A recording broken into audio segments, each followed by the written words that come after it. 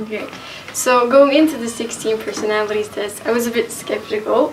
I didn't feel like this would be true at all because it felt like any other personality test that I've taken before. Tests where your personality would be, you would get to know your personality by the ice cream flavors you preferred.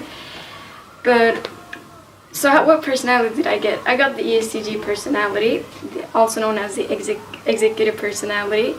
The executive personality is generally known as a control freak, where they prefer good order and organization and reason that is the foundation of all good things.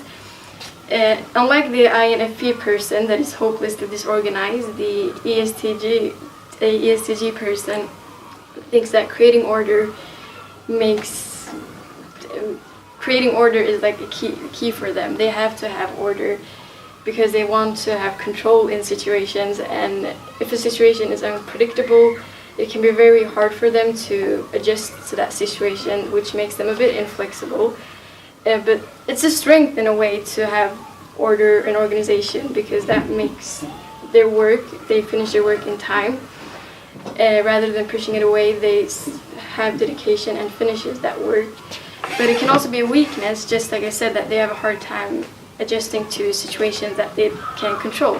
And I can relate to this in some ways because now that we're choosing schools, we're finishing 9th grade and we're choosing high school to start in, I have a hard time choosing a school and a program because I don't know what the outcome will be. So in that situation, I don't have any control, but I want to know how the outcome becomes before I make a choice, and that's something that frustrates me and something that I need to work on, that you can't control every situation you are faced with.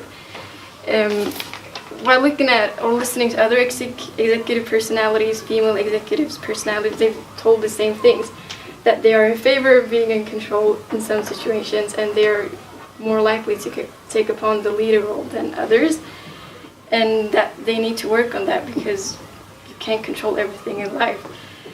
Another common trait among executive personalities is that they are direct and honest. They trust logics more than, or facts more than abstract ideas or opinions. So in a way, executives are kind of not open-minded. And I kind of not agree with this, kind of do, because I feel like, yes, I trust facts, but I also have a sense when it comes to emotions and abstract ideas, because I feel that I am open-minded, even though this test told me that I'm not. And yeah, the executives can come off as emotionally reserved and that they are bottling up emotions, but I wouldn't say that this is true either, because I feel like I'm good at handling emotions. Maybe not portray them the best, but I feel like, yeah, in a sense that doesn't fit me.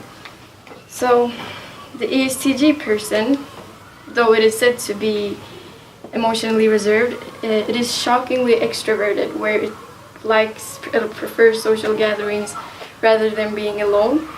And it's not that they prefer to be the center of attention, it's more likely that they want to make sure that everyone has a good time, even though they aren't as joyful, but they want to make sure that everyone else is. And I can feel like this is true in some aspects, because I don't want any people to feel left out, but I don't know if I'm the best at it either, but yeah, I kind of agree with that.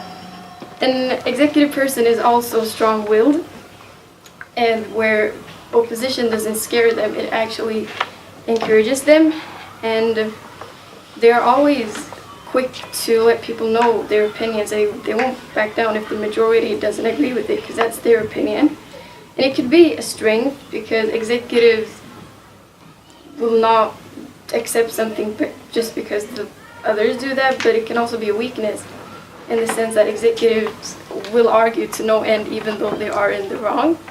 So in conclusion, I was a bit skeptical taking this test, just as an executive person is, because they don't trust others as easily. But I was also shocked by how right-striking some character traits were. And the test also taught me a lot of things about myself, and it also taught me that I need to stop being a control freak.